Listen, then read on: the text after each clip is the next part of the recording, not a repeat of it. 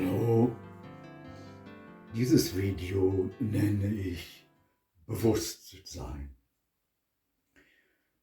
Gestern habe ich ja ein Video gemacht und auch veröffentlicht mit dem Titel Bewusstsein. Und heute Nacht habe ich im Bett gelegen und es ist mir stundenlang nochmal alles durch den Kopf gegangen, ob ich das so lassen kann, was ich da sage. Oder es sind einfach die Gedanken, die in meinem Kopf sind, präsent sind und ich kann nicht einschlafen, weil ich sozusagen die Gedanken nicht ablegen kann.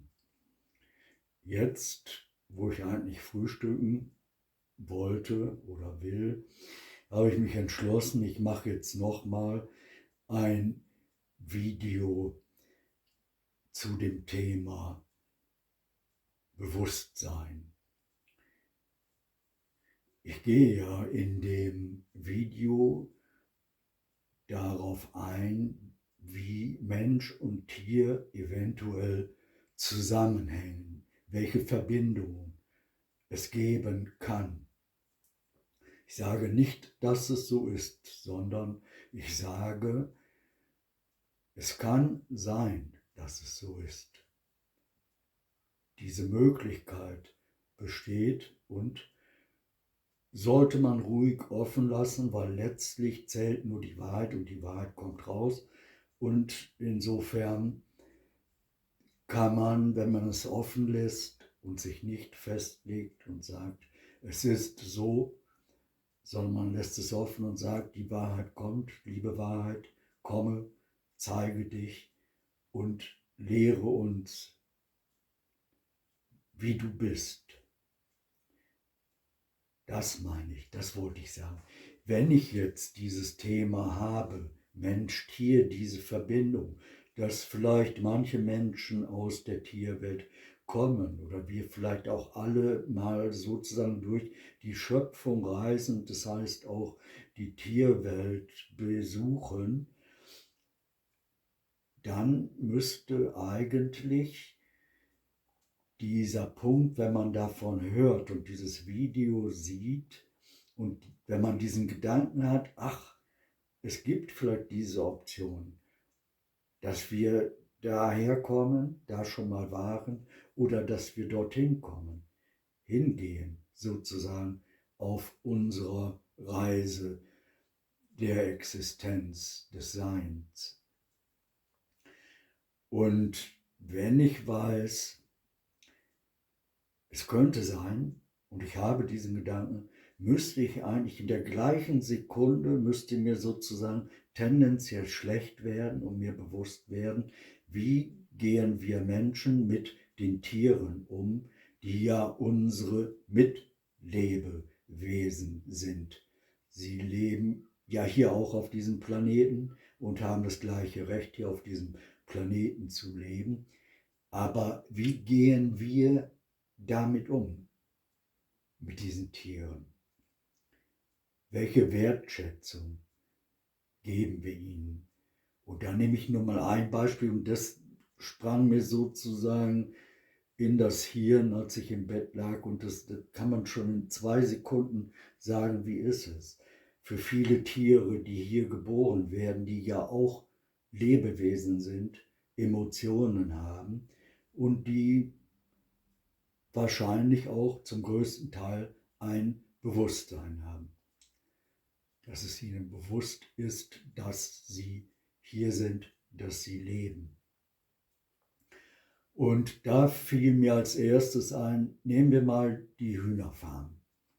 So, da kommen die Tiere, die Hühner sind ja auch Tiere und es geht sofort entweder Hals durchgeschnitten oder Herz rausgerissen oder was weiß ich, Beine abgerissen oder so. Und das ist nicht nur beschränkt auf die Hühner, das ist auf fast alle Tiere sozusagen gerichtet, die wir zum Verzehr benutzen. die wir nur als Verzehr achten. Deshalb züchten wir sie, deshalb verfälschen wir ihre Gene, deshalb manipulieren wir sie und deshalb töten wir sie so massenhaft. Und es ist, ja, man muss sagen, sie werden wie Müll behandelt, die Tiere. Und darum hatte ich heute Nacht so im Kopf, wenn man jetzt mal wirklich einen weiten Sprung machen will in der Entwicklung des Menschen hier auf diesem Planeten, dann könnte man sich als Ziel nehmen, dass wir das alles abschaffen. Das darf man jetzt natürlich nicht laut sagen, dann läuft man Gefahr, dass man gelyncht wird, wenn man das auf der Straße sagt. Oder da muss man selber aufpassen, dass man nicht gekillt wird, wenn man so etwas sagt, so einen Gedanken äußert. Aber das ist etwas, wo ich sagen würde, das ist ein weiter Wurf und wo man sagen kann, ja, das als Ziel.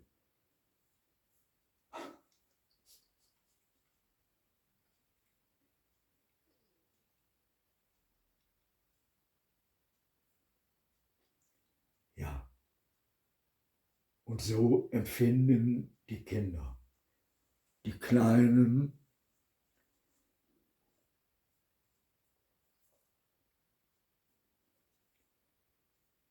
solange wir Erwachsenen sie noch nicht verdorben haben. So. Und das wäre ein weiter Wurf, dass wir als Menschheit uns ein Ziel setzen und sagen, das ist unser Ziel, da wollen wir hin, wir wollen die Schlachterei von Tieren abschaffen, das Schlachten.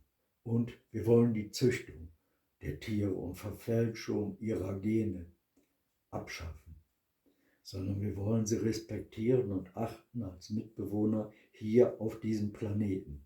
So, da würde ich sagen, ja, das ist anspruchsvolles Sein als Menschen. Das ist etwas anderes als diese dumme Duselei, diese ewige, die herrscht und diese völlige Verblödungstendenz von allem und Sinnentleerung von allem und ohne irgendeinen Plan. Das Einzige, was zählt bei uns in unserer Gesellschaft, da sind wir gelandet, das ist sich bereichern, bereichern, bereichern, bereichern. Und was scheinbar, anscheinend irgendeinen positiven Effekt hat oder eine positive Auswirkung, ist zum allergrößten Teil gelogen und es ist Betrug. Es wird nur aus einem einzigen Grund gemacht, weil manche sich daran bereichern. Sie werden zu Milliardären und zu Multimillionären. So, das wollte ich jetzt sagen. Das ist wichtig. Dieses nenne ich Bewusstsein. Dann habe ich noch einen Punkt, den ich kurz ansprechen kann, der mir heute Nacht so durch den Kopf ging.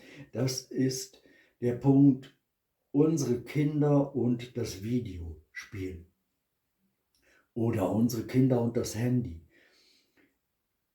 Das kann man jetzt ja definieren, wie man will, oder unsere Kinder und die digitale Welt. Da habe ich so gedacht, wenn man sich mal dort hineinsenkt in diese Situation, in der die Kinder sind, dann kann man sagen, sie kommen eigentlich aus der Realität, aus der realen Welt, die wir als Natur bezeichnen, und dieses ganze Ding bezeichnen wir als Planet Erde. Da kommen die Kinder her aus diesem Leben und kommen an das Videospiel im weiteren Sinne auch.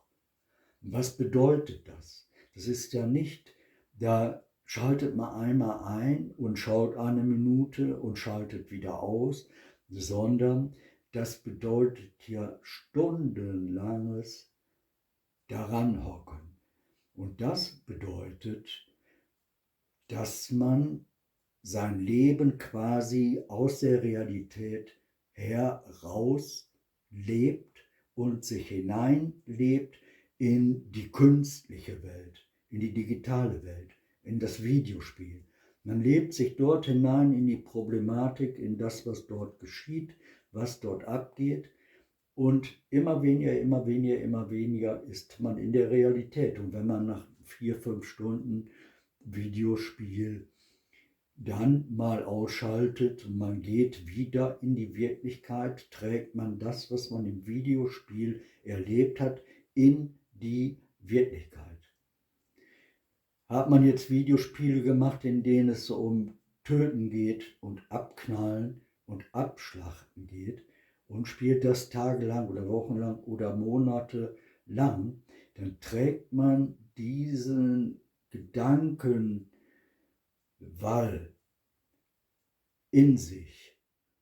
Nicht nur geistig, sondern auch emotional ist man gebunden und aufgeladen. Und so kommt man in eine Realität, in der sich die angeblich intelligenten Menschen es sich zur Aufgabe gemacht haben, erstens tödliche Waffen zu konstruieren, also zu erfinden, zweitens tödliche Waffen zu produzieren und drittens diese tödlichen Waffen zu verkaufen. Angeblich alles wegen Bedrohung und wegen Bedrohung, wegen Bedrohung und wegen Bedrohung. Aber woher kommt diese Bedrohung? Warum blüht sie so auf? Warum gibt es sie? Warum ist sie so resistent gegenüber allen Friedensbewegungen? Das muss man mal fragen. Und dann darf man sich nicht wundern und jammern und sagen, die Welt ist so böse, wenn man die Basis für das Böse legt und schafft und man pflanzt sozusagen diesen Nährboden, auf dem das Böse sich entfalten kann. So, das wollte ich sagen, das ist auch ein Weiterwurf, weil das natürlich, die Welt ist voll damit, unsere Kinder sind voll damit, unsere Jugendlichen, aber es wäre ein erstrebenswertes Ziel, zu sagen, das müssen wir reduzieren, minimieren und heraus aus dieser künstlichen Welt in die wirkliche Welt. Ich gehöre nicht zu den Menschen, die sozusagen ins Universum schauen und nur dann nach trachten, ob es nicht eine Alternative gibt, einen anderen Planeten, den man besiedeln kann und den man runterwirtschaften kann wie die Erde. Also tendenziell schon auf der Flucht und das wird alles verworfen, so als nichtig. Und das System kaputt, das System hin. Ja, was soll's. Ich gehöre nicht zu denen. So, und das ist der falsche Weg, glaube ich, auch so zu sein. Also wäre es auch ein Weiterwurf zu sagen, wir reduzieren dieses in der digitalen Welt sein und wir verbieten es nicht anders, geht einfach per Gesetz die Produktion von gewaltverherrlichenden Videos zum Beispiel als eine Forderung, als eine These. Und wir setzen uns einen Termin, nicht im Jahre 3568 oder so, eine idiotische Zahl. Die idiotischen Zahlen kursieren ja auch ständig im geistigen Raum, dass man sich fragt, haben die eigentlich eine Schraube locker, die Leute, oder was soll das? Sondern wir brauchen etwas Konkretes. Und wir haben jetzt das Jahr 2023 und konkret einen Weitwurf machen heißt, wir fangen morgen damit an. Morgen setzen sich die Ersten zusammen und beginnen damit zu analysieren, was ist eigentlich los, was geschieht eigentlich in der Welt, was wird alles produziert, wie viel davon wird produziert, wie können wir das eindämmen. Und bei allem, um was es geht, muss man im Hinterkopf haben, Leute, passt auf, es geht nur um Geld.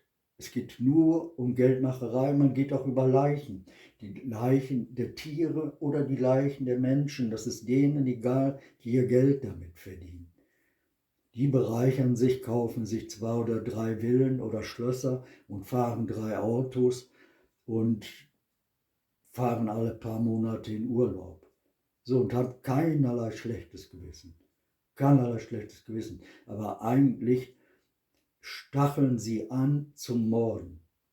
So, das muss man ihnen mal ganz klar auf den Tisch legen und sagen, das ist jetzt verboten, dieses oder jenes. Leute, sucht euch eine ehrliche Arbeit und beginnt ehrlich und aufrichtig zu arbeiten und zeigt, dass ihr Menschen seid mit einem Hirn und mit einem Herz. Das Herz ist wichtiger als das Hirn. Beweist das mal. Beweist mal, dass Liebe in euch ist, Nächstenliebe. So, das ist eine Forderung, die auch in der Bibel steht, und ich lande ja meistens irgendwie bei der Bibel. Da ist Nächstenliebe das zweithöchste Gebot und die Forderung, liebe deinen Nächsten wie dich selbst.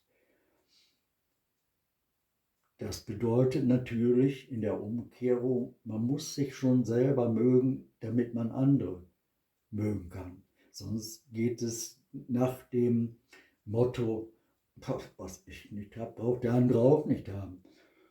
Oder wenn es mir schlecht geht, kann es ja auch anderen schlecht gehen. Dann muss man dafür sorgen, dass es einem besser geht. Und das bedeutet als erstes hier das Herz und Geist. Und erst danach kommt irgendwann das Geld. Ohne Geld können wir nicht leben. Das haben wir so erschaffen. So, das kommt aber nach dem Herz, nach der Liebe und nach dem Geist. Und es ist nicht das Oberste. Und was wir nicht machen sollten, wenn wir einen menschlichen Weitwurf machen wollen, das ist, dass wir uns selber aus der Welt schaffen, indem wir künstliche Menschen schaffen, künstliche Intelligenz, unter die wir uns subsumieren, dass wir uns zu Sklaven und Befehlsempfängern machen von irgendwelcher künstlichen Intelligenz, die über uns herrscht und befiehlt, was wir tun sollen. Damit entwürdigen wir uns und wir entwürdigen die Schöpfung, das Sein. Wir reduzieren das Schöne, das Vielfältige daran.